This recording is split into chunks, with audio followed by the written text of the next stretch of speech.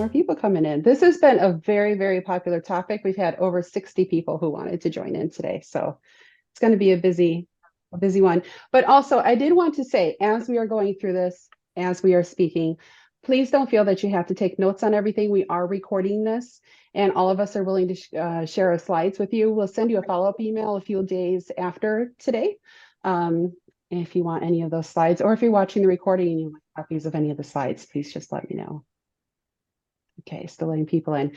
So our agenda today, we're going to do some speaker introductions. So you'll get to know a little bit about each of us. And then Sandy is going to start us off with a brief history of ChatGPT and AI, an introduction to using ChatGPT, some progress and live demos. And then Rhonda is going to present. She's going to talk about how a business owner can utilize ChatGPT, content creation, using plagiarism tools, not to plagiarize, but to make sure you're not plagiarizing, and some SEO. And then I'm going to wrap it up with the legalities of using ChatGPT. So protecting your intellectual property and not infringing on other people's intellectual property. And then we're going to do, each of us are going to do offers and talk to you about that. And then at the very end, we're going to do Q&A. So if you do have questions throughout, please just let us know, type them in the chat. My assistant, Beth, amazing assistant, Beth, is going to be going through. And then at the end, she's going to start reading off those questions. And then if you want to ask us personally, you can as well at that time. So disclaimer, this is not legal advice. This is not setting you up with working with me as an attorney. If you have questions for me or any of our presenters, please feel free to reach out to us afterwards. We're not guaranteeing any of this information like we talked to when we were just discussing the beginning. It is changing daily. So today is August 7th. We are recording this. So by August 8th, it could be changing. So just keep that in mind. You can always reach out to us with questions. And of course, no liability for any information that you hear from us today. So Rhonda, would you like to go ahead and present or give us an introduction of yourself?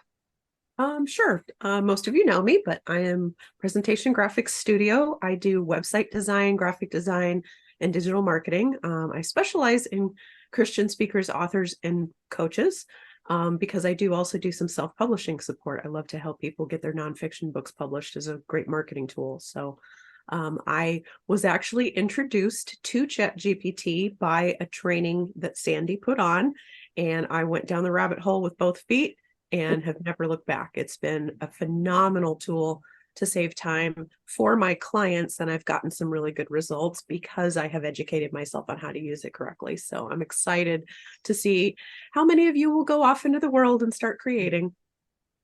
I love that because you educated yourself on how to properly use it. It's so true. And that's what we're going to be going over today. Thank you, Rhonda.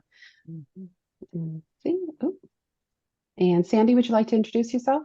I can. Thank you, Allison. Yeah, I was the sorry, Rhonda, for sending you down that rabbit hole, but it is an amazing platform, and it's one of those rabbit holes that I enjoy going down a little bit. So I am Sandy Zeiszler, the owner of MoxzClicks. I've been in business for 20 years, helping small business owners generate leads with LinkedIn and email marketing. And I take the tech work out of your scariness of the world, help you with your technology. I've been doing training and support with technology for 30 plus years, and not to age myself, but I can help you with all things technology, except I hand off everything for websites to Rhonda, so she can take care of all of that. But any Word, Excel, PowerPoint, a whole bunch of technology systems, Zapier, I'm helping somebody with Zapier later today, but I'm so excited to be part of this group, and thank you for having me. Thank you for joining in, Sandy. I know Rhonda and I just got on a conversation on it, and she's like, oh, you have to talk to Sandy. I think because you're the one that started her on it. It's so funny. And of course, I am Allison Cychosz. I own AMC Legal. I'm an attorney, and I practice in the areas of business law, trademarks, copyrights, and estate planning. I just got started in this. I have a mastermind that I'm a member of. And one of the realtors in there, she's like, oh, let me just show you this real quick. And I was just amazed by it right away. I was like, wow, I had no idea. And that was just a couple of months ago. And I've been playing with it. But then as I was playing with it, my family owns a travel agency. And, I was looking for some social media posts, and I was noting like, wow, this is like verbatim. This has to be copyrighted material. And it kind of stopped me dead in my tracks. I'm like, okay, we have to figure out more of the legalities of getting this done. So we're going to go over that.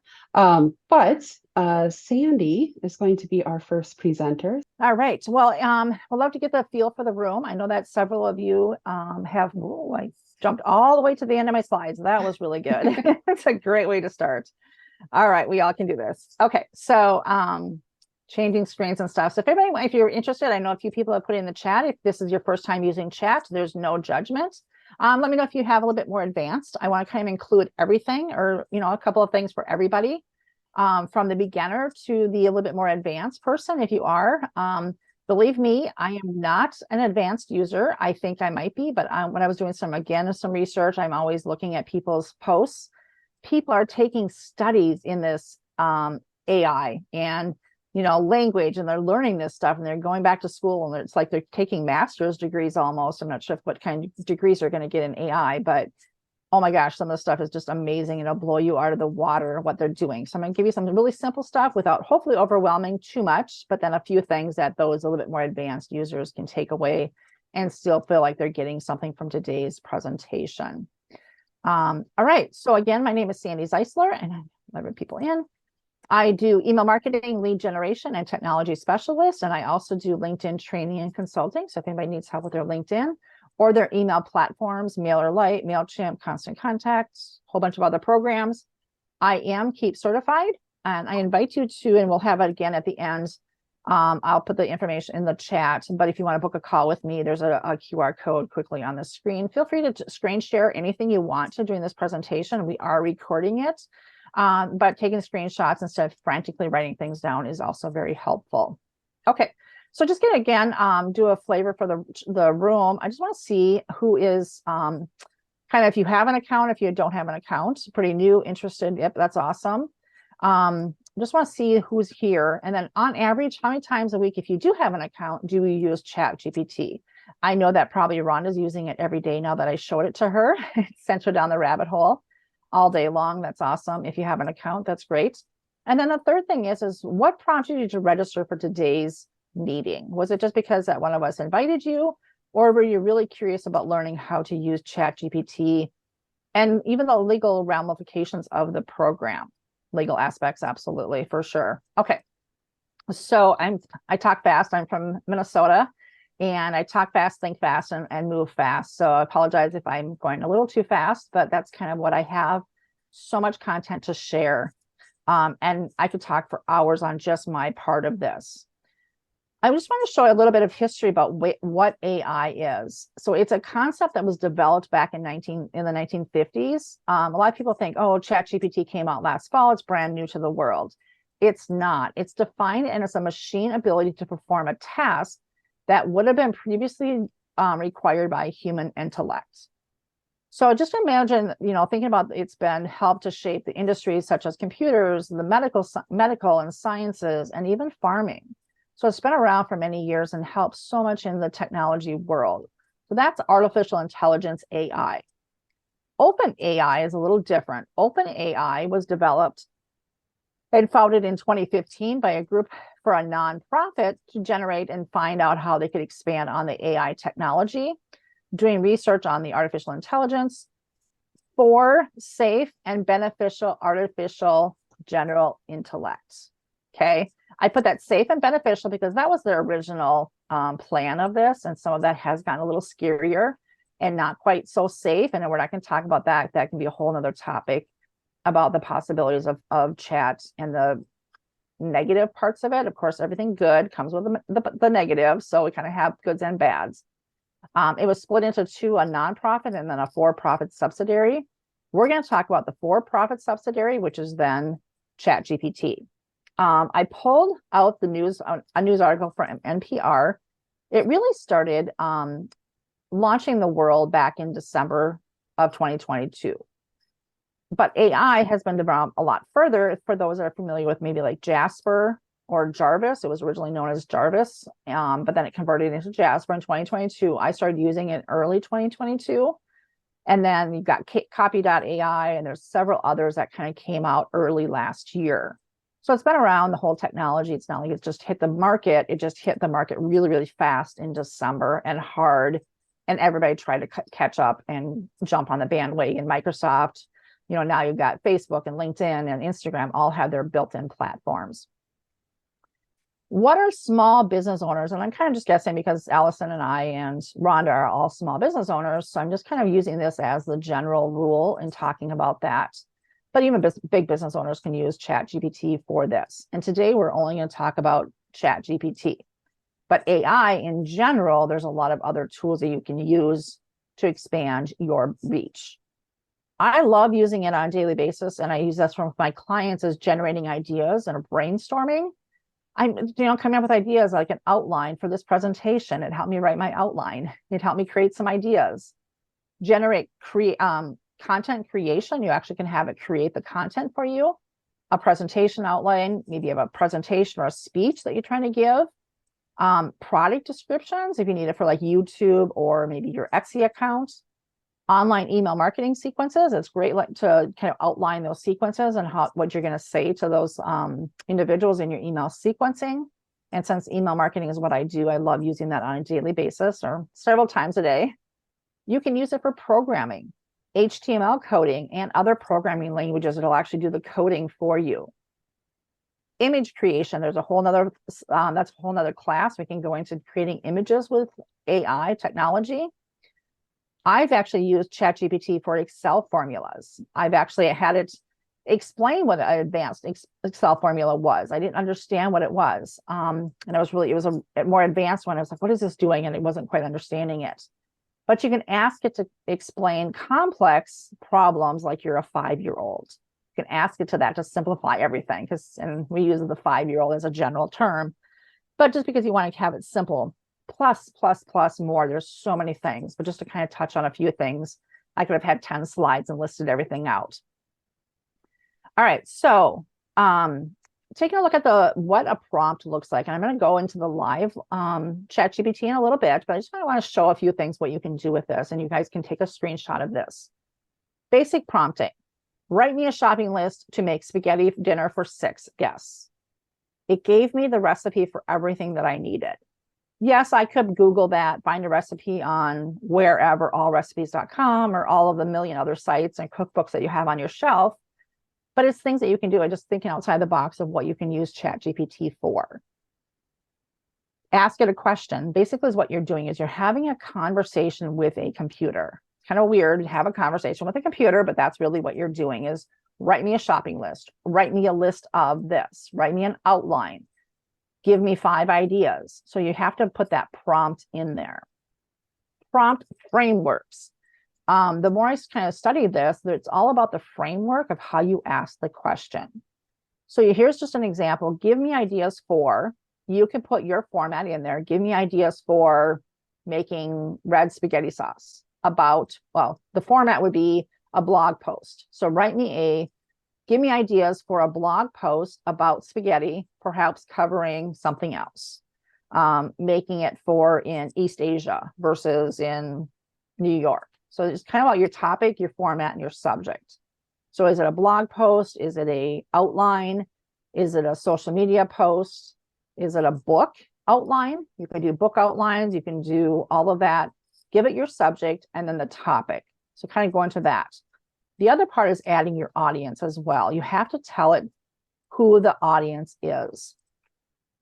So then the perfect formula, I know it's like I was looking at formulas and I'm like, yeah, this is kind of sometimes how you feel about it, that it's just mind blowing what it can do. And we're just scratching the surface because it's not even a year old yet of ChatGPT, nor all the other programs, Microsoft Bard and Google and all of that.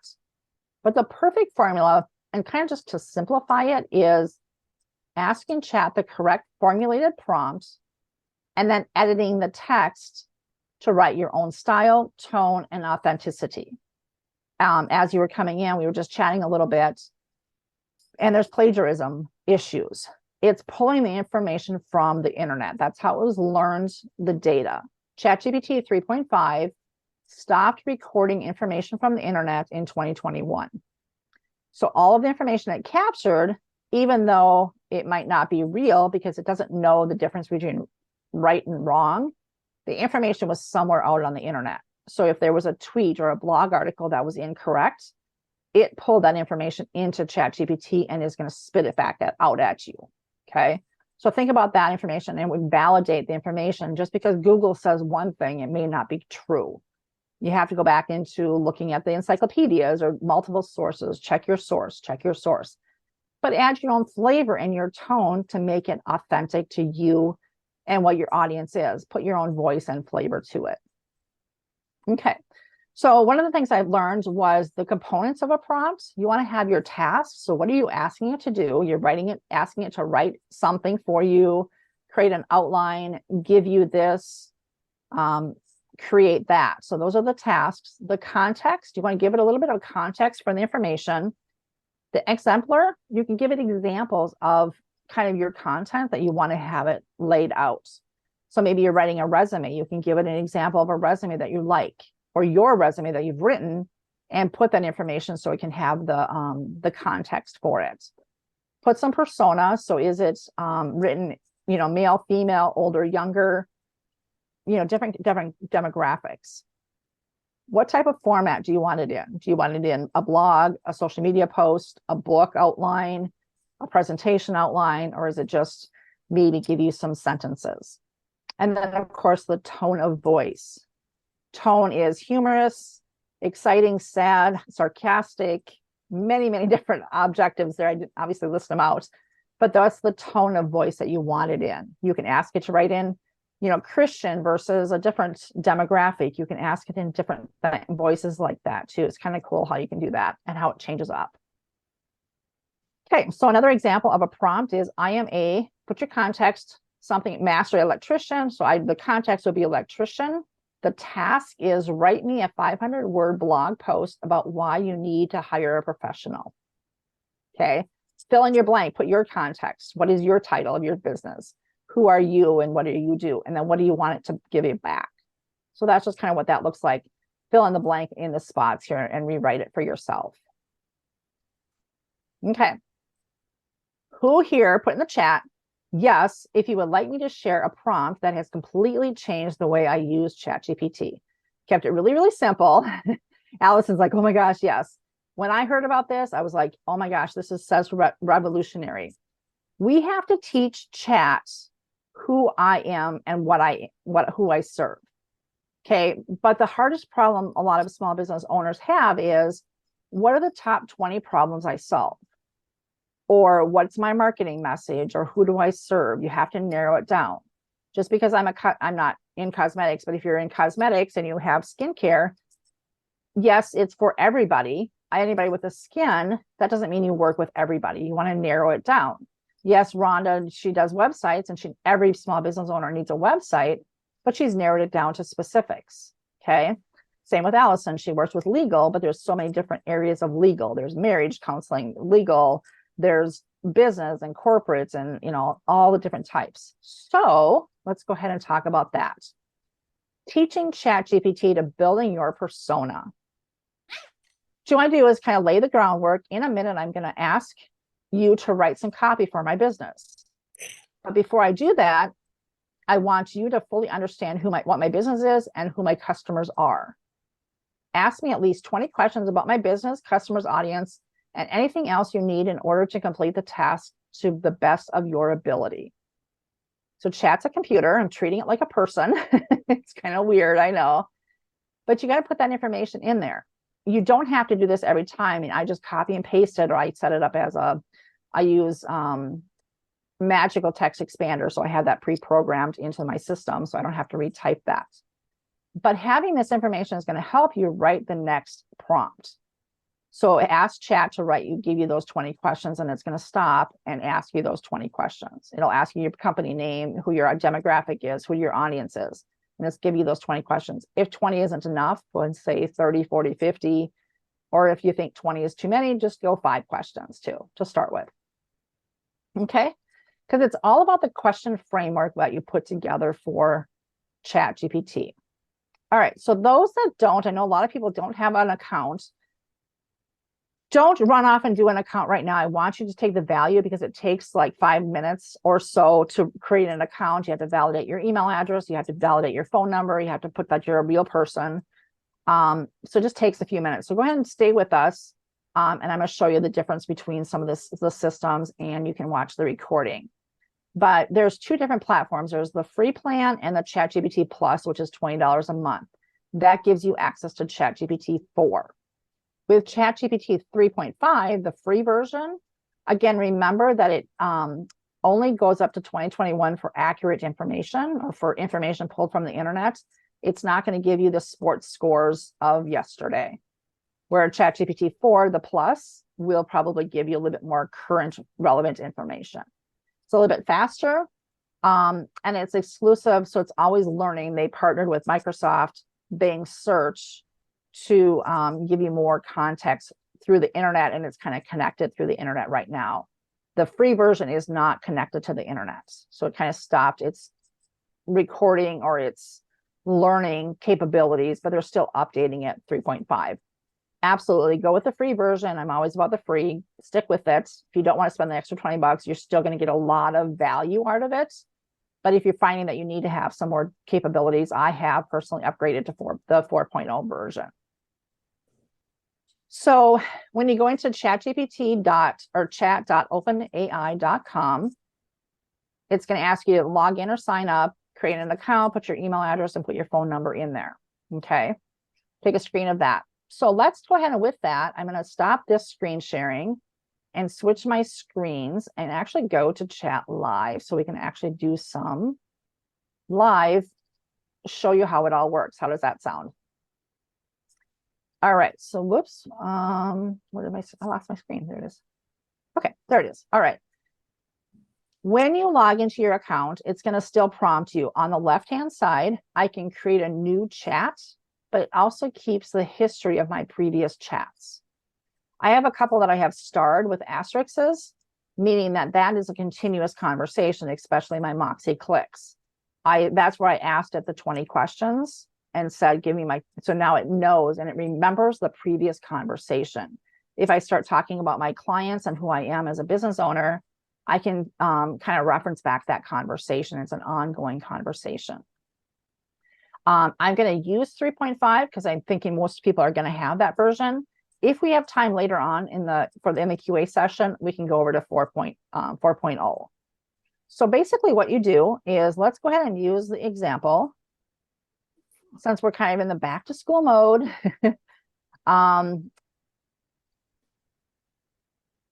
write me a, back to school, write me a shopping list. I'm going to spell kindergarten wrong. How is that word so hard? Especially when you're talking. Garten. Kindergartner. There you go. A kindergartner will need to start school. And it actually doesn't ask, sometimes your grammar isn't always perfect and it corrects you. So it's kind of nice. Sure, here's a basic list of kindergarten stuff that they're going to need. I could have, pulled up, of course, go pick up your school's list. I was donating a backpack and there was a list for the specific school teacher kids. So that those are people that have kids in current school have what they need from their current school. But it's going to know that. So I told it that I need a list for my kindergartner. So it's saying that I have a kindergarten in my school or in my world. Okay. I can ask to continue on and say, what after school activities are good for my kid. And it's going to remember that I had a kindergartner. Whoops. Sorry about that. So it's just going to kind of give me some basics for activities after school. I did not have to repeat the fact that my kid is in kindergartner. Kind of cool. Sports, etc., etc., etc. You guys can put those in there if you want on your own. Now let's be a little bit more specific and say, I am a 6th grade teacher. Write me an Instagram post. So this is where that context and the language and the tone and what you're doing. I'm a 6th grade teacher. Write me an Instagram post about number 2 pencil in 100 characters or less. Oops, hit enter. So super simple, right? And it actually even gave me emojis and hashtags. If that's not good enough for me, I can say, thank you. Please write 3 more ideas.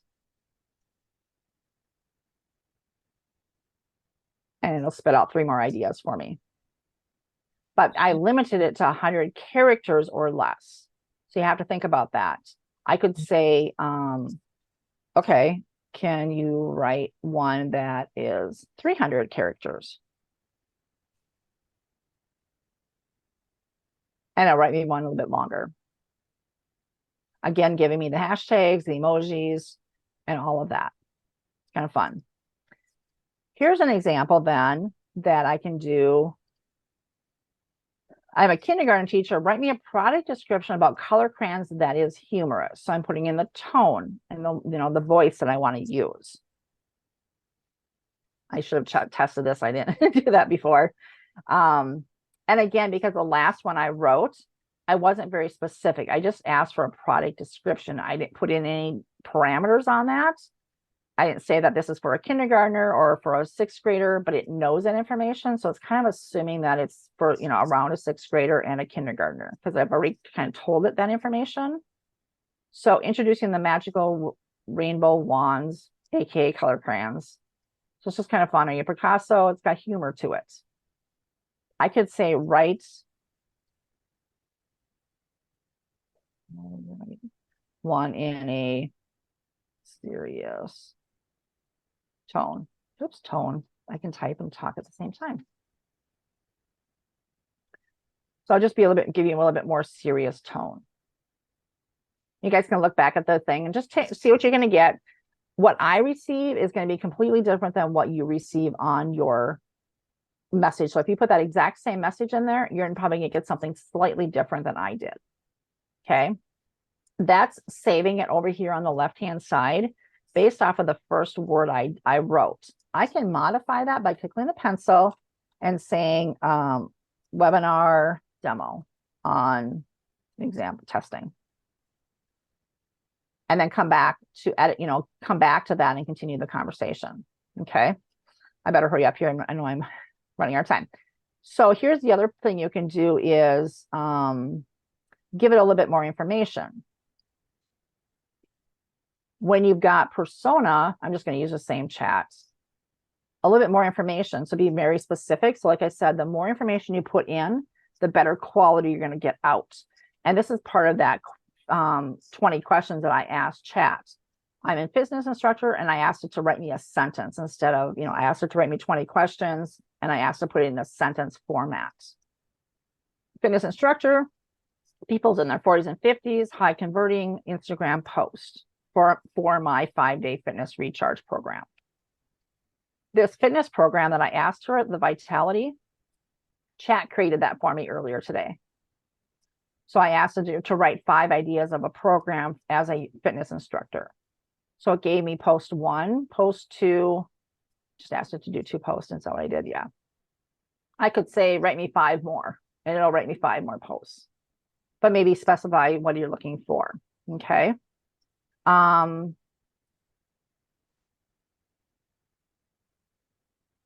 So that's what I have to offer. Anybody have any quick questions on that? There's a couple of questions. I'm not gonna be able to answer everybody's questions. I know so they use a lot of magical language. I love how in the last example, you made it very specific. And that was amazing. That was really cool.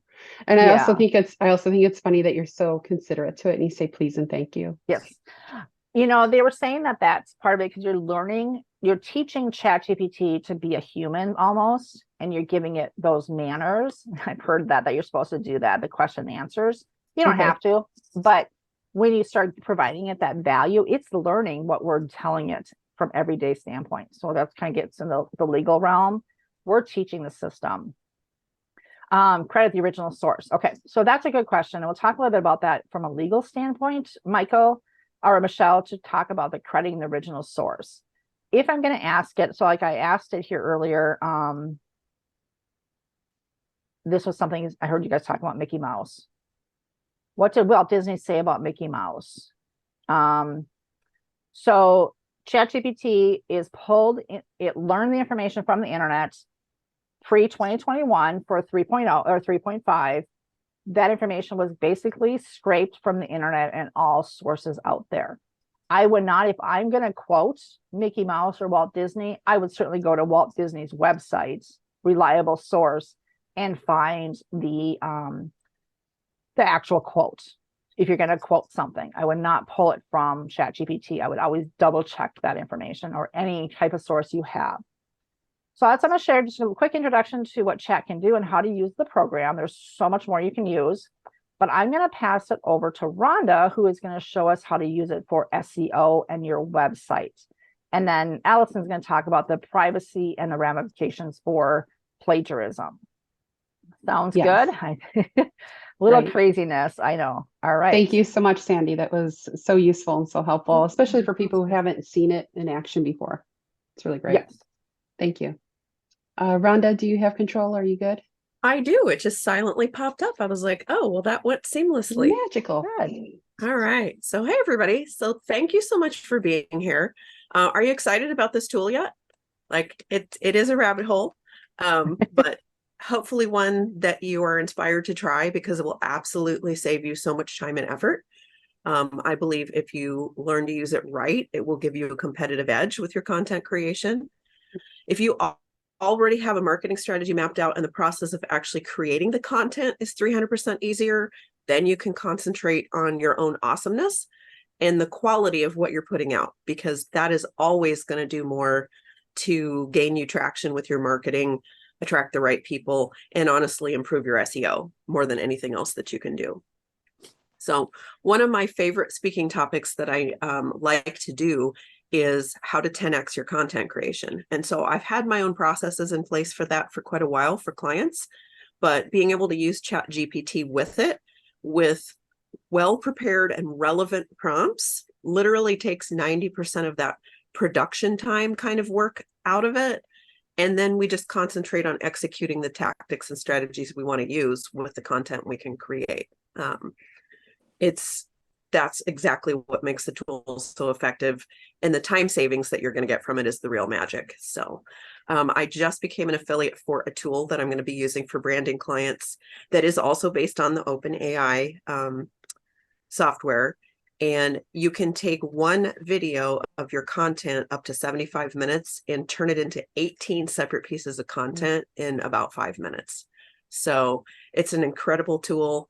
I'll talk more about that at the end, but let me go ahead and share a slide and talk a little bit more about where I see people, where I see this being relevant as a small business owner. Sandy has already kind of touched on most of these, honestly, but these are some things that I have actually actively used it for, and it does really well. Keep in mind, it is a language model. One of the things that intimidates people is it's like, oh, the robots are taking over the world. It's a language model. You have been using AI either knowingly or unknowingly in one form or another. If you've ever used Grammarly or honestly, spell checking. I mean, it's been baked into a lot of the things that we've been learning or that we've been using for years. That machine learning didn't just pop up overnight. It's been behind the scenes for a long time. So, sorry, I've got people popping in now. I have to do that. So yeah, sitting down and having a conversation with it. I agree. I had a note somewhere else in my notes. Like Sandy said, I do tend to use please and thank you. I don't know if it's my imagination, but I feel like I actually get better results with it sometimes that way. And it's always responding with certainly, so happy to help. So it's kind of like having a very amiable coworker that you're giving some extra work to in your office. So I'd encourage you to try it. So yeah, your ideal client profile is something a lot of people struggle with. You can have it ask you questions about that and kind of narrow it down and kind of come up with some really good descriptive and very specific adjectives for the demographics that you want in there. Blog articles is an obvious one. Taking a video script or from creating a transcript from a video Or in fact, just the other way around, you can tell it, hey, I want to do a quick video for 15 minutes long on ChatGPT. What should I include? Give me some suggested scenes of illustrations that I can add in the background. It will literally do all of that. It will give you the timestamps. I mean, it's amazing.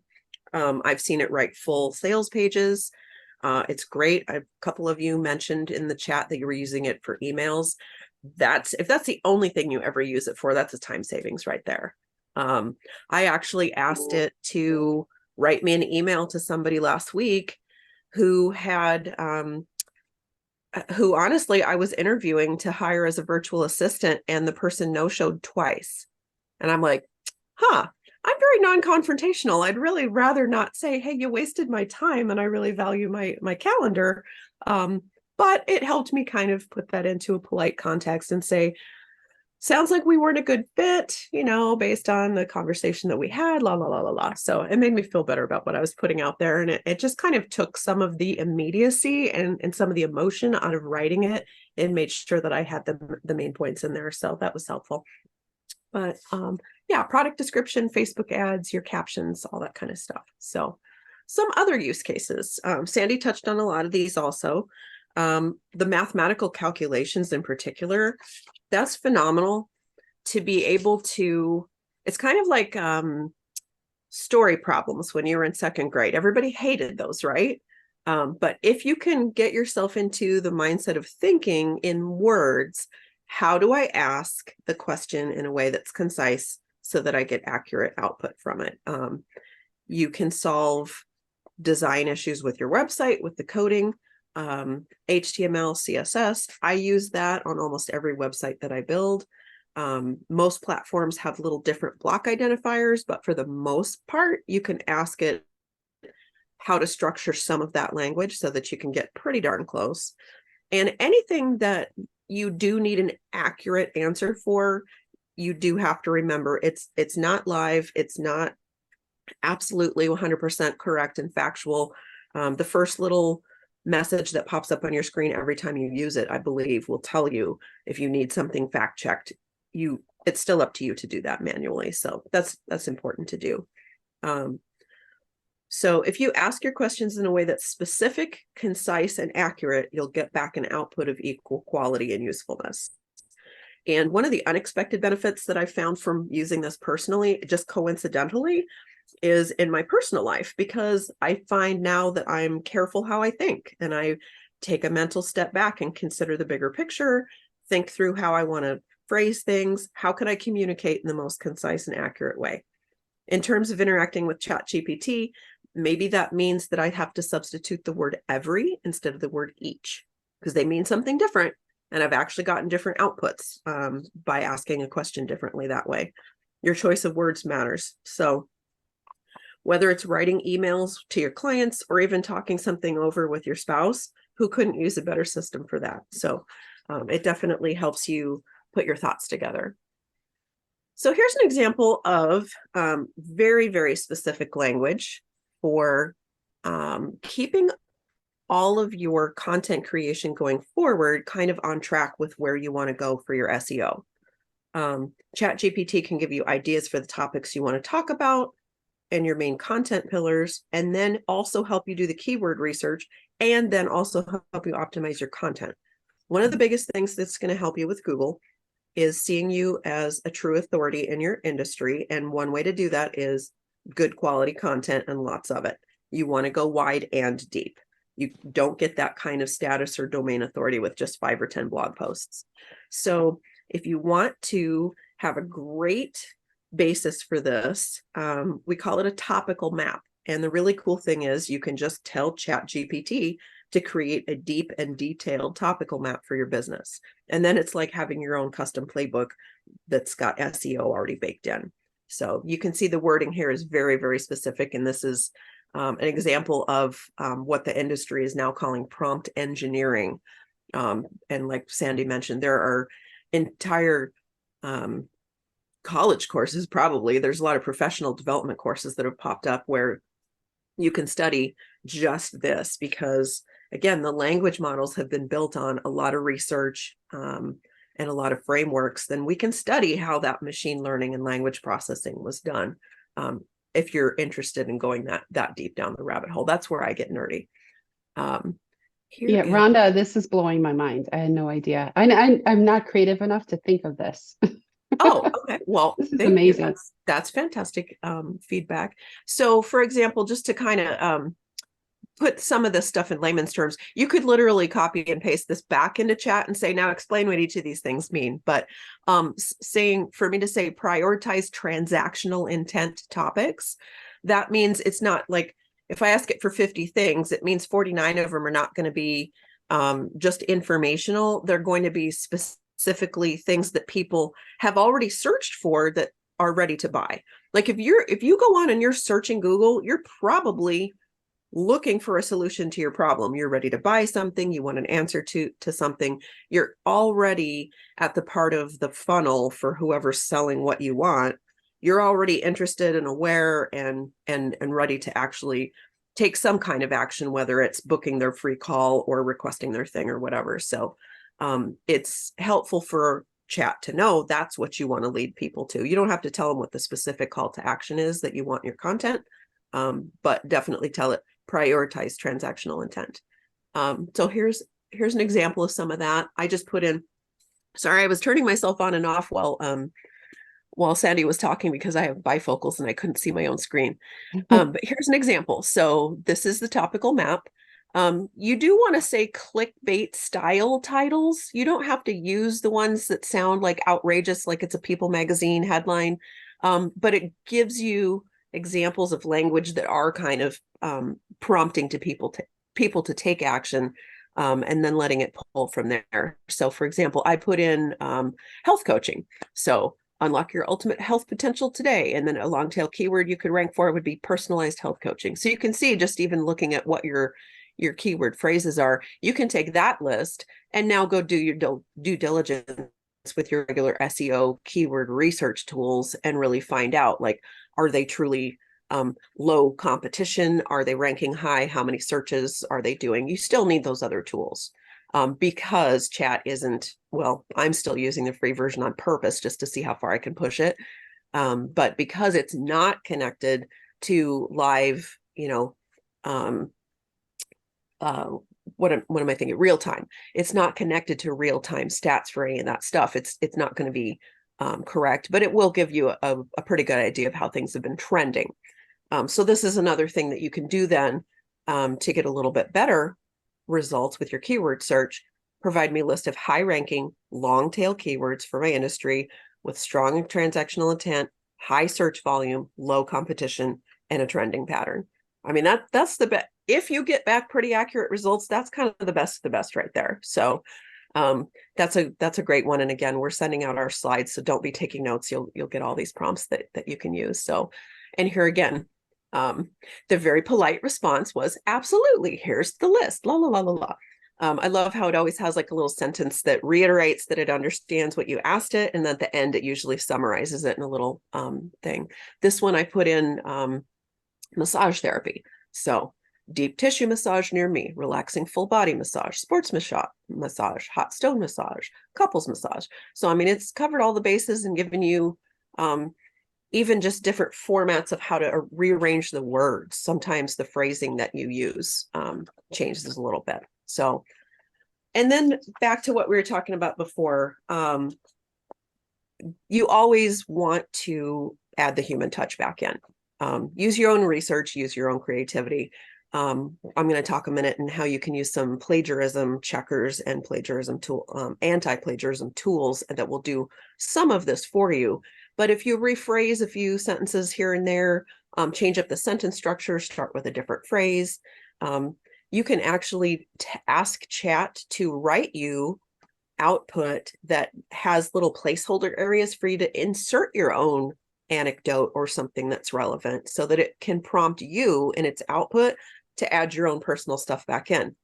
If you want to cite the sources, that's a great way to distinguish it from human created from the AI. Add quotations. People love quotations. People love to be inspired by your content. So definitely add those kinds of things back in. It gets a lot of engagement. It gets shared a lot, and that's something that will also help you. And then another trick is just combine multiple sources, whether that's different combinations of different outputs that you've had from different questions you've asked chat, and then combine it with some of your own stuff. And so just mixing it up actually turns it back into something that is more original. So you can copy and paste your results from chat into Grammarly. They have a plagiarism checker. Or you can put it into any of the other writing tools. Quillbot is another one, WordTune is another one, and just use the built-in tools, the built-in ability of those tools to regenerate it, paste it back into chat, and even run it there, because there's a little button at the bottom of all of them that says regenerate. And you can do that anytime you're not happy with what it is, but you can also say, okay, for example, in Sandy's example, where she was asking about, what was it? She got like 20 examples of things the kindergartner should need. You could go back and say, okay, that's good, but narrow it down to the top 5 most used that we'll need to buy again throughout the school year, so that I know what to stock up on when it's on sale. It'll do that for you. You could say, expand on number 3, number 5, and number 7, and give me more information about those, and it'll do that. So there's lots of ways that you can kind of regenerate content and then just pick and choose and put it back together. So the AI detectors that are out there, this is very interesting. When they give you the number that you get, you're not getting a percentage of the content that is AI. You're getting a percentage score of their confidence that there is AI involved. So for example, if I run my first original ChatGPT output through it and I get a score of 98% AI, it doesn't mean 98% of the words are AI. It means they're 98% sure that AI was involved. So if I go run it through the plagiarism checker, a couple of things that are going to regenerate it, rewrite, do a few things like that to it, put it back in, the percentage may drop down to maybe 35, maybe 5%. It still doesn't mean that only 5% of it is AI. It means that now they're only 5% sure that there's AI, because it's pretty darn sounding human. I've also tested quite a few of these AI detectors, because I'll talk a little bit more about how it impacts your SEO here in a second. And a few times they were 100% wrong. So the technology is obviously still emerging. The technology we're using is emerging, and the technology that is emerging as a peripheral service that integrates and interacts with some of these other things, it's emerging right alongside of it. And it's still the Wild West right now. So we're not going to get into too much of the ethics and the horror stories of how people with malicious intent can go off the rails with this stuff, but it's out there, as you can imagine. So the issue of how much the inclusion of AI generated content actually affects your SEO is still in flux, as are all the best practices that they're giving us. And it's evolving at a breakneck speed. So here's a quote from one of the Google algorithm engineers, John Mueller, who gets quoted all the time, as recently as May of 2022. So fairly recent, but not super recent. He said, AI writing tools that automatically generate text, it's going to be considered spam according to the search engine webmaster guidelines. So it's still against the terms of use, and we'll consider it spam if it's automatically generated. They have now spent some time thinking about the fact that that's like the biggest oxymoron in the world. They're the ones developing the AI and using the AI, and it doesn't seem like they should be penalizing you for doing all the right things. I feel like that's pretty ironic. The search capabilities are getting better and better, and they want us to be able to use natural language processing and all that stuff. So as recently as 3 months ago, from the same guy, he says, maybe over time, the AI tools will evolve in the direction to where you're just using them to be more efficient in your writing, to make sure that you're writing in a proper way, just like our grammar and spelling checker tools are also based on machine learning. I don't know what the future brings. So right now, the bigger issue is, on a practical level, It sounds like they've rescinded what they've said. They're not going to ding you for having what they consider duplicate content or automatically generated content.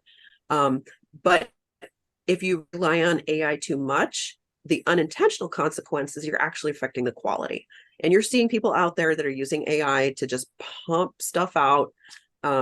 Every time you go to YouTube, you're going to see many, many videos of like, create 30 blog posts in 30 minutes. There's ways to do it. There's bulk editing. There's all kinds of things that people are developing to just make it faster and easier to just crank stuff out.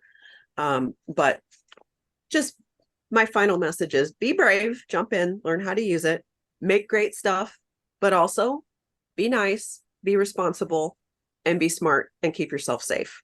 So on that topic, Allison is an attorney specializing in copyright law, and she's been diving into self-educating herself on this, the ethics and legal considerations, so that she can share them with us. Thank you, Rhonda. I just And have a real quick follow-up on your plagiarism tools and the Grammarly and such. Are those, Yeah. Is there a cost associated with those? Most of them are free, or there's a limit. There's either a limited number of features or a limited number per day. Okay. So again, Great. unless you're somebody who's doing it for other people for a living like me, you probably don't need the pro level on a lot of those. If you're just like once in a while, you're like, oh crap, I should probably check this. Okay.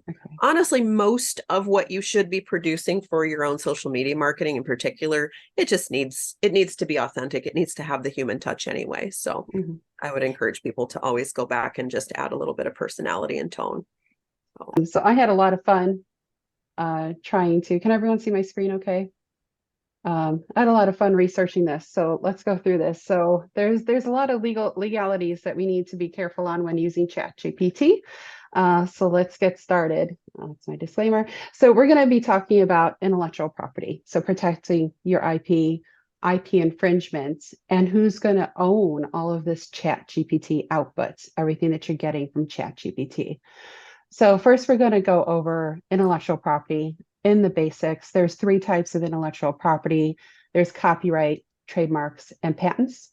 So copyright is anything written, so books, magazines, blogs, your website, it's sound recordings, photos, anything you can think of in that manner. Paintings, all of that is copyrighted. Trademarks covers 3 things only. It's your company or product name, slogans, and logos. And then patents are like useful items and inventions. And today we're going to be covering and focusing on copyright with ChatGPT. So like I said, it also includes, as Rhonda mentioned, software code, music lyrics, the actual music, album covers, everything. So when we look at ChatGPT, of course, when I started researching this, first thing I did was go to their terms of service. Okay, what are they putting out here? I found it really interesting. So they're saying, if you look right at their terms of use, they're saying that you own all the input. So any of those queries that you put in, you're going to own all of that. And then it says OpenAI assigns anything to you, all its rights, titles, and interests, to all of the output. That doesn't mean that you own any of the output. It means that if OpenAI or ChatGPT happens to own any of those interests, it's assigning it to you. They're saying we're not going to own any of it. So I love how they say that, but that's not what most people probably think it means. And we're going to go over that in a little bit. The output, number 2, disclaimer they put on there, the output may not be unique across users. So if you put in a similar question or query and someone else does the same thing, they're going to get the same or similar outputs. So you're going to get the same responses. So letting you know it's not unique. The third thing they say, we do not use content that you provide from our API, which is the interface. But to help improve the services, they are going to be using any non-API or non-interface content. So I'm like, okay, what does this mean? So I go and I look into their further indications. And this is what it says. When you share your data with this, it's helping the models, right? It's a learning program. So it's learning, and it's learning to solve these problems better, learning how to input and how to get better output. So all of that is actually being used to train the device unless you disable training. And we're going to come back to that in a little bit too. And you can see there's a way to opt out of this. There's a form, and we're going to show you about that in a little bit. So in summary, what are they saying in their terms of use is they're saying the data they're providing may not be original and you won't know where it's going to come from. The data they provide could be false. The information you enter could populate to other people's answers. And that's the information you enter. And they don't claim to know who owns any of it. So pretty good disclaimer. So step one to protecting your intellectual property, so yours, what you're putting into it, is be wary of what you're inputting in the query. It could be used, yes, of course, to train ChatGPT or the other models, but it could also show up in other people's search results.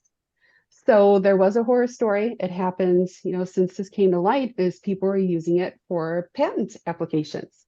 So they input their patent application and said, make this better. And that patent information, their trade secrets, started populating in people's answers. So be very careful about what you put in there. If there's any trade secrets, don't put it in there. Also, you can turn this off in settings, and I'll show you how to do that in a moment. But as I say, if you want it to be a secret, don't even put it in there, even if the settings are turned off. So these are settings that they have in your account. So you set up your account and you can set up this setting. It's just under general settings under data control. And it says saving new chats on the browser to your history. And they combine this. I love they combine this with using the information you input to train their models. So unfortunately, it looks like if you turn off the training, you're also turning off your training history, which I don't like that they combine those two. But this is one way you can go in and just turn off that training history so that anything you input is not supposed to be used and shared with people on the output side. Now, of course, don't input your patent application in there because it could still be hacked and that information could get out there. Wow. Yeah, I just can't believe people would put the patent application in there. It's just so horrific. But anyway, That's I have to say it. That's stupid. Yeah, right. So ChatGPT, I know Sandy and Rhonda had touched on this. Where is the information coming from? So it's internet, it's scraping the internet, it's scraping websites, Wikipedia, which we all know is like 100% accurate, blogs, social media posts, news journals, science journals, some academia articles, not all of it. And as I said, as my assistant Beth said, in 2021, the free version stopped. So it doesn't know the queen is dead. So it's not always going to be accurate if you're using the free version. It's not going to be accurate if you're using the newer version, but hopefully better. So how to protect your content. Have your fabulous web designer can use language on your website to block language models from scraping your website and using your content to come out in a ChatGPT or other model language results, coming out as results from queries. So there is language in there that can be put in, coding that can be put in on your website to protect your content. And that's something I'm going to be looking into because I just learned about that when creating this presentation today. Step 2, don't infringe on other people's rights. You're getting these, it's coming from the internet. You really do have to go through and see you have to fact check what's coming out here. Source check the information. Is the information true in the first instance? Is it good? Is it accurate? Is it still true? And is it protected by someone's copyright or even their trademark? So ChatGPT and Rhonda and Sandy, let me know if you have an alternate, but I could not get it to give me a source for anything. This is what I was getting when I tried to say, well, give me a source for the query that you gave. And I asked it in 50 different ways, but it says I don't have access to my own training data or where it came from. So even if you ask it to source where it's getting this, it just simply can't do it. So when you do source check, you can't ask ChatGPT to source check itself. You can ask it in a query, can you provide good sources for research on this topic? And that would be a good way to say, oh, okay, these are good places for me to go and look and try to find it.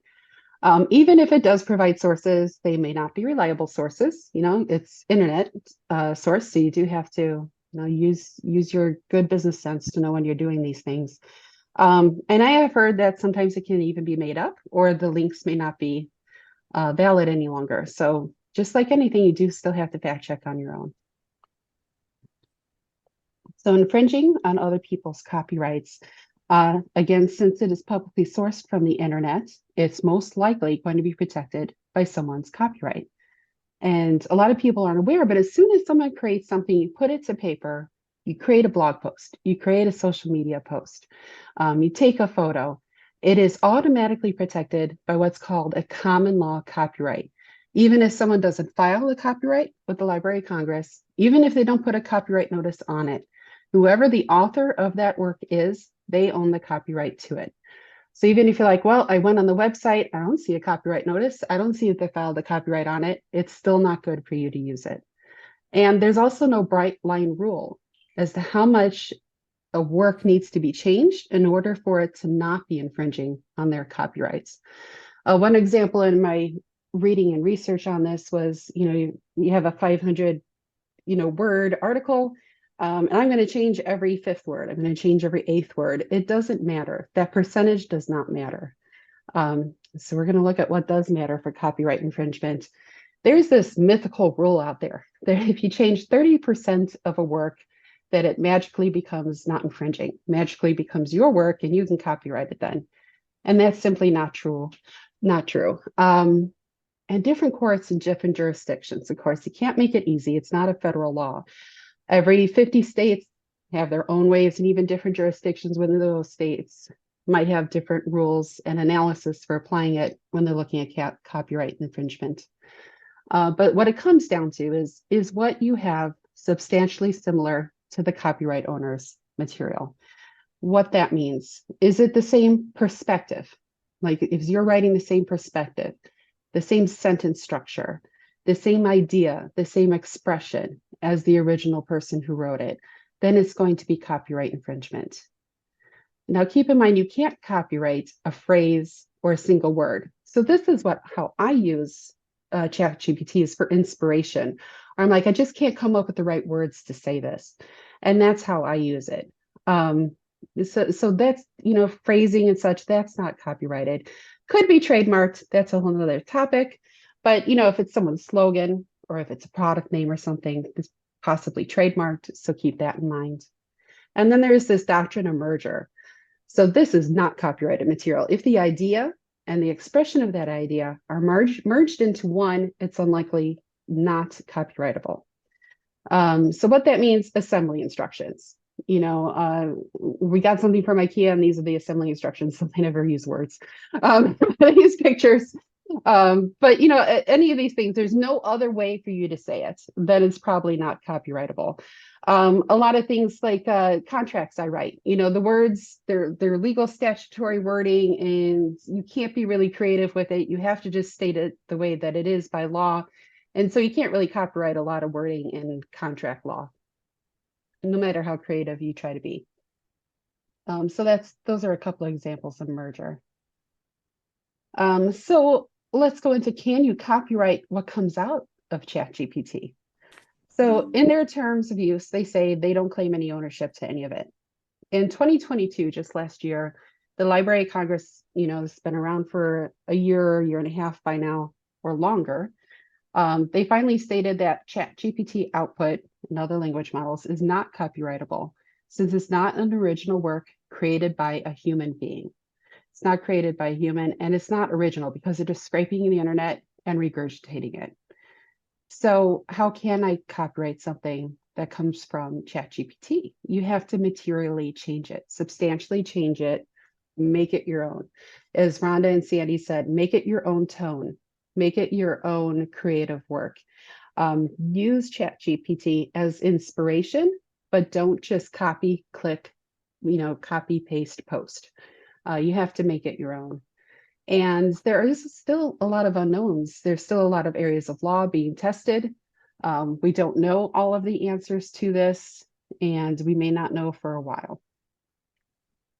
So what can you do to protect yourself, protect your copyright, and make sure you're not infringing? So number one, have your web developer protect your website with that coding so that your website and your content is not being scraped and being used as ChatGPT output. Number two, go ahead and file the copyright for your material with the Library of Congress. So make it a registered copyright so that you have proof that you created it. Use a copyright notice on your work. So like you can see even at the bottom of these slides, I have my copyright notice on everything. So use the copyright, the word COPR dot or the copyright symbol, put the name of the owner, could be your name or your business name, and then the year it was created.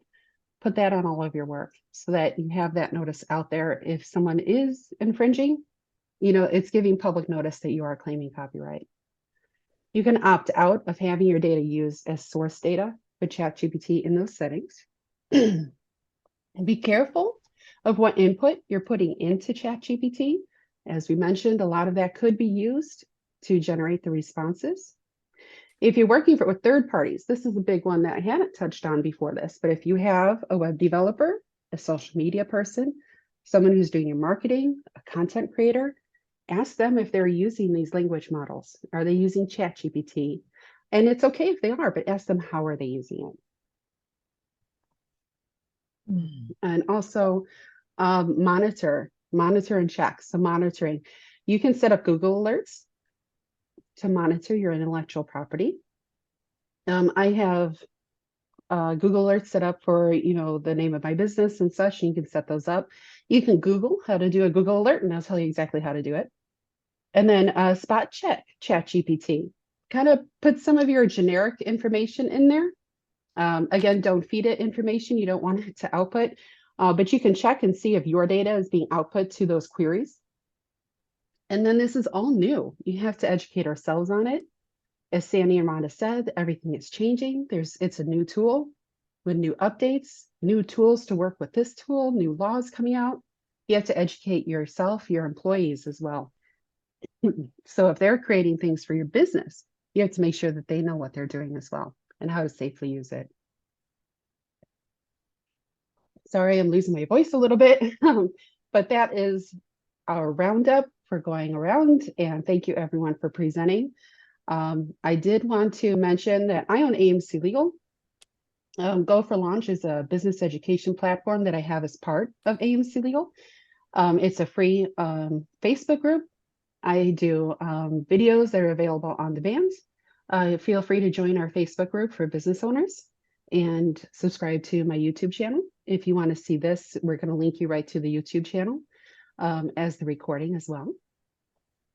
And then we're going to open it up to offers for our presenters. For me, I offer a free 30-minute consultation. So if you have any questions on this or other legal topics, please just reach out to me and we can set up a time to talk.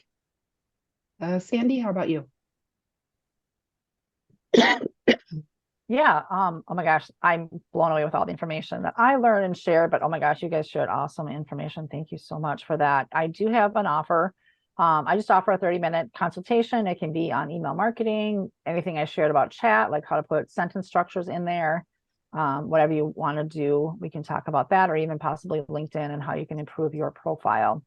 I'm going to put my information in the chat and anybody can connect with me and schedule a time. That would be awesome. Would love to connect.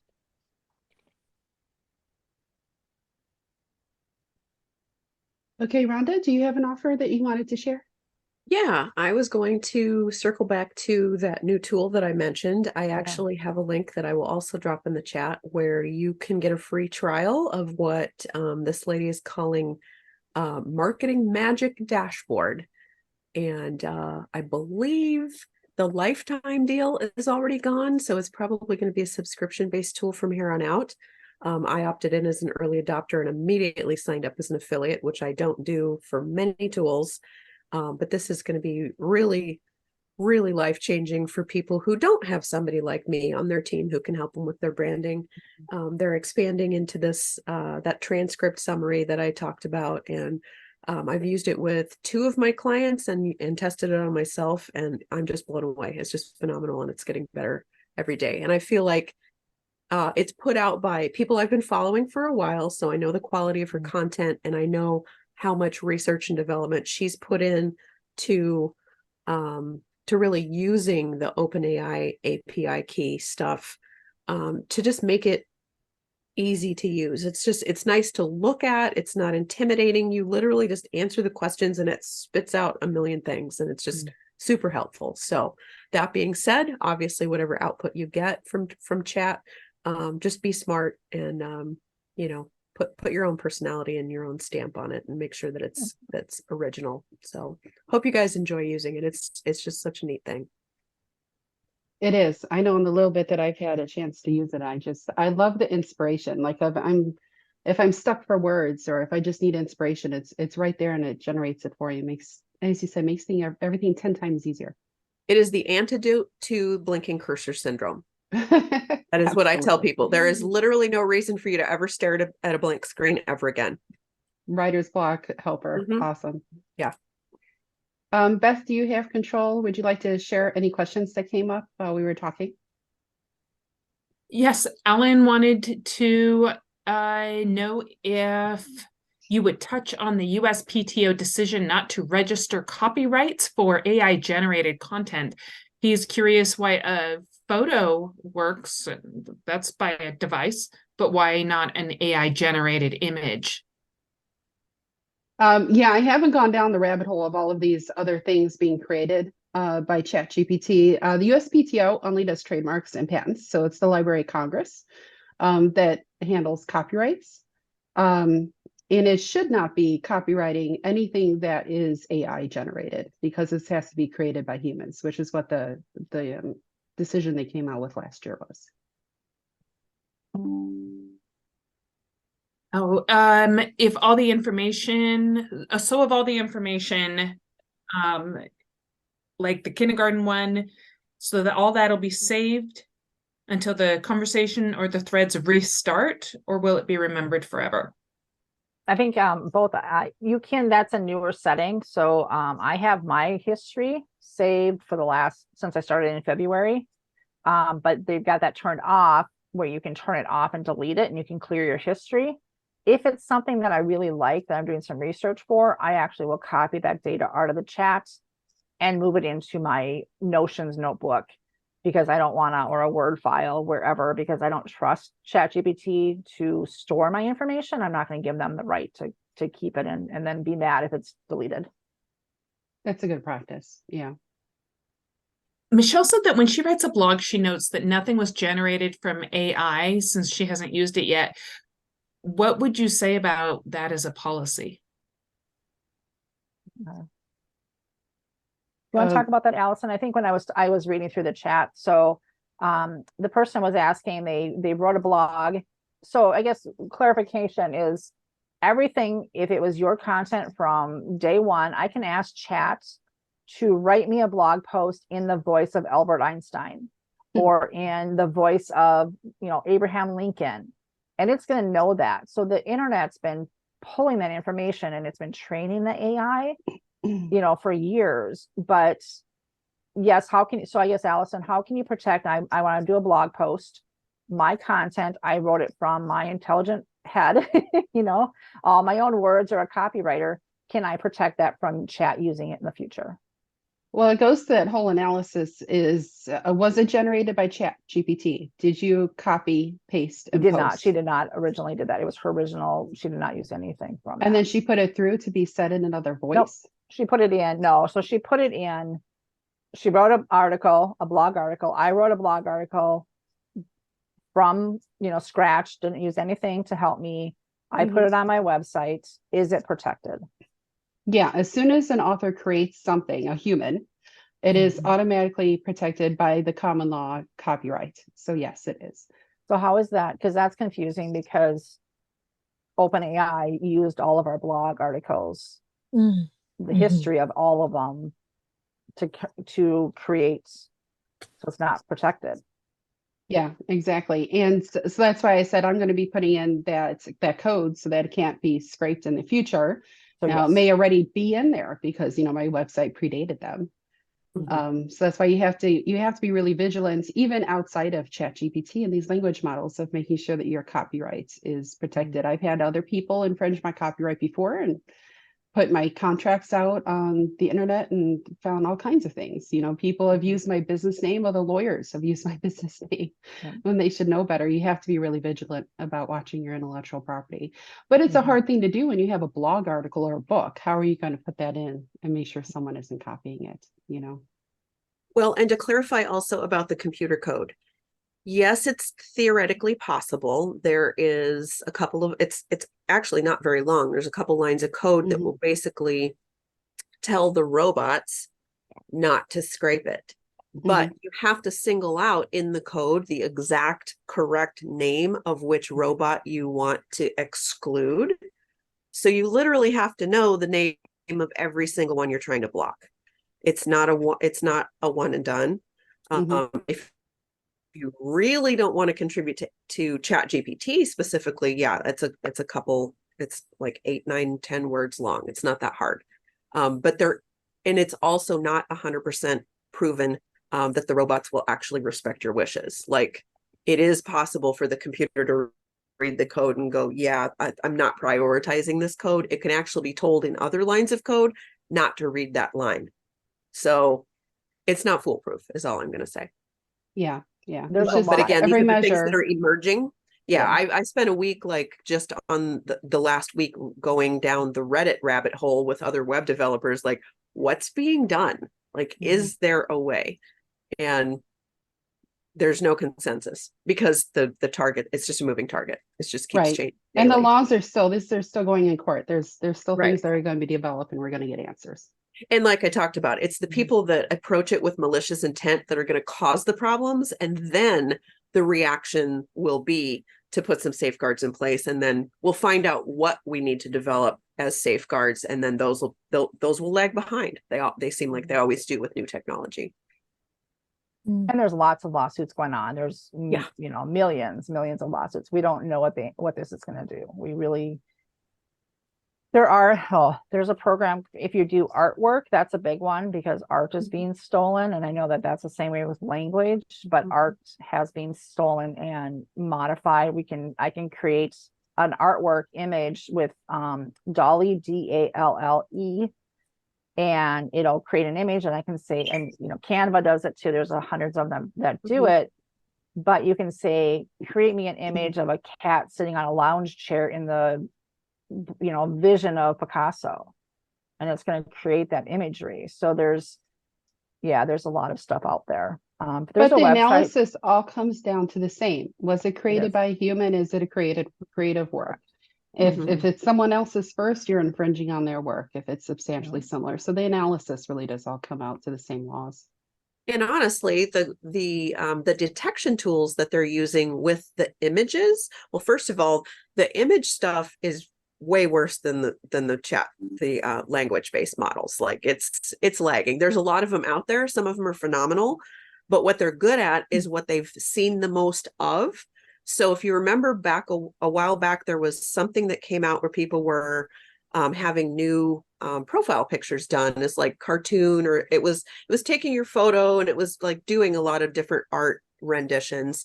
And the women were kind of overly sexualized. They were like, oh, well, it's been trained to make you attractive. Well, how does the computer know what's attractive? It's judging by what it's been fed.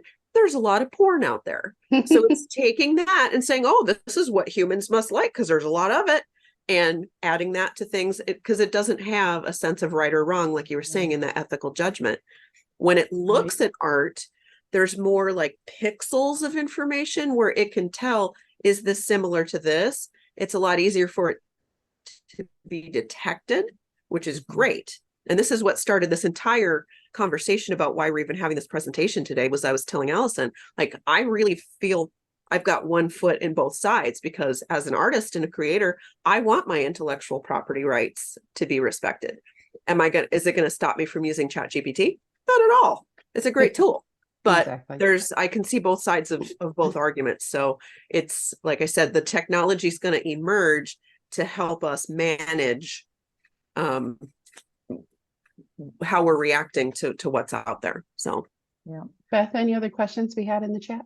Yes, Michelle Dewar wants to know how you credit the original sources then. Well, AI won't, the ChatGPT Won't. won't give you the original sources, so you have to go and do your research. You'll have to Google it. You Yeah. can put the, Google it a couple of different ways and then narrow down, just like you would at the library back in the day. You would Still have want to to do your go due find the diligence. source, do your due diligence. Mhm. Yeah. Find the source. Anne had a question about legal use too. And I hear That's- this, companies, a lot of corporations are saying they've turned off the AI usage in their companies. What can we, how can we word that or help them understand that can be used for good as well in companies? Well, I mean, I think because a lot of it isn't settled, that a lot of the bigger companies probably just aren't even allowing it because it's just unknown at this point. But have them get training on it, make them become more familiar with it. It's the only thing I could say, educate people. Like I said, you have to educate Policies. employees, but maybe you have to educate your employer as well. Mhm. I saw an interesting conversation online yesterday when we were continuing to research the ethical stuff, and it was about students obviously using this to do their homework and turning in papers. And so that's why the accuracy of the plagiarism detectors and these things are important. And they were asking the teachers, should we look into software that's going to block the access that our students have to this thing? And they said, all it's going to do is force them to use computers from other places. They're just going to go to the library after school, or they're going to use it from home or whatever. And the teachers were like, heck no, because we're all using it to create our lesson plans. We don't want it blocked. So again, there's two sides to all of it. So it's just a matter of there's going to be people that are, there's going to be a small minority, hopefully, that are not going to use it for good, but it's going to be a useful tool for everybody who wants to approach it in an ethical manner. Could a That's, lawyer, for the Grammarly AI, could a lawyer argue why copyright, but not ChatGPT? Why copyright that, but not ChatGPT? Is it being copyrighted? I mean, you're putting in the original thought, the original words, and it's just correcting it. It's not putting in its own creative work, from my understanding. Yeah, there's I've been never spell personally checkers used it. around for 25 years. Alan says, as he understands it, you have to report when you try to register a copyright, whether and how you used AI to do it. Okay, that's interesting. That must be new. I haven't filed a copyright since last year, so that's a good question to put in there. I know you do have to say who authored it. Did other people help you author it? So when you are saying you authored something, it does not mean that you created it using AI. And again, it has to be copyrighted by a human being. It just has to. I mean, there's no way around it. That's what copyright is. So I haven't gotten into the illustrations or any of that. So what are prompts you trust and ones you don't? Ooh. prompts that you trust, meaning like, what are you asking when you ask a question? If we trust the answers, I think I personally like to use it. I do not copy, nor do I tell my clients, or we don't copy and paste. I take maybe a phrase and be like, oh, I really like that phrase because I couldn't come up with something, or I really like the structure it gave me. Yeah. And we'll rewrite it. Probably a good. That's and I what know I that do Allison as well, said Sandy. 30, 40, 50%. I pretty much do 60, 70, 80% of it is rewritten for the most part, for most of my stuff. Yeah, I even do most of it. I use it as inspiration and then write my own, or use a structure. Like if they said, social media posts covering these things, and then I'll use the structure, some of the good phrasing that they have, the emojis, but the rest I just rewrite. And educating yourself on, I loved the framework that Sandy had with the brackets. If you want to follow some people who are, putting out educational content about how to use chat, a lot of them will have a free download of like steal my prompts for this or that. That's great if they're people that have been educating themselves on how to use it and getting good output. But for the most part, just like she was saying, you let it learn from what you're giving it, and you're telling it what parts are important to you and giving it context to start with. So you can upload in terms of even getting better output for it to rephrase and paraphrase for you. You can give it a few samples of your own writing. So for example, and I've tested that on myself. I put in 2 of my own blog posts and said, analyze this written piece for sentence structure, vocabulary choices, colloquial language, choice of vocabulary for tone, for personality, and then give me a summary of what qualities you found in this writing. And then once I liked that, then I could save that as a prompt and say, using the prompt above with my writing style, please, do X, Y, Z. And then I'm always telling it from the standpoint of this writing style, do this. And so each output I get sounds more and more like me because it's learning how I write myself. But that makes me cringe because you're providing it your writing style, your voice, which it's learning to provide to other people. You're giving it its blog, your content, which is using the content to give to other people. So, and I don't find that to be, I mean, what would be the malicious intent behind that? I want to sound just like Rhonda. Nobody's doing that. So actually you can't. They're saying, can you write me an article based, well, not maybe Rhonda specifically because they're amazing, but or like Oprah or somebody. Yeah, they have done that. Yeah, you can say write in the art, in the style of Oprah or write in the style of XYZ person. My goodness. Business coach, or what would so and so business coach say about the top 5 Gary things. Vaynerchuk. People are ripping him off all the time. But here's the thing. If you're writing your own thoughts in that style, you're imitating the way that they communicate. You're not saying, as long as you're not then taking that and saying, this is what Gary Vaynerchuk said, and it's something that you said that wasn't his. You see what I mean? As long as you're not putting it out there and saying, oh, this is a quote from Gary Vaynerchuk. Right. No, it was my blog rewritten to sound like Gary Vaynerchuk. So again, it's the use case and the intent behind it, I think, is really the issue. Cool. Awesome. Anne has a legal question. She has clients that want to allow her to use AI for their marketing materials. What can she say to help them understand that this would be okay? Because she always enhances, customizes, edits. Have her watch this recording. Yeah, well, that was she might have missed our question about that. So Anne, I think that it would be a great way to just have a conversation and educate the employer about the pros and the cons, and just, maybe put some parameters of, teaching them for using the content for idea generating versus copy pasting. It's all about idea generating. So which is what, if anyone is working with someone who's creating content for you, that's the conversation I would want you to have with them, and vice versa. How are you using the language models? Are you copy pasting and posting, or is it idea generation? Are you changing it up? Are you making it uniquely for that client? So it's not, repeating to other people around the world. Yeah, there's just so much to learn. So we appreciate everybody for coming out today. Did we answer all the questions, Beth? You did. Okay, perfect. I'd be curious if we have 2 more seconds, if people want to put in the chat how much interest there is in part 2 or some kind of peripheral topics that we could put together for kind of an advanced training. Yeah, if you're interested in some other topics on ChatGPT, other generative models, artwork, anything like that, just let us know. And we consider doing another one. Okay, we answered all the questions. Thank you everyone for attending. Thank you, Sandy. Thank you, Rhonda, for presenting, and thank you, Beth, for helping us go through the questions. Yeah, thanks, Beth.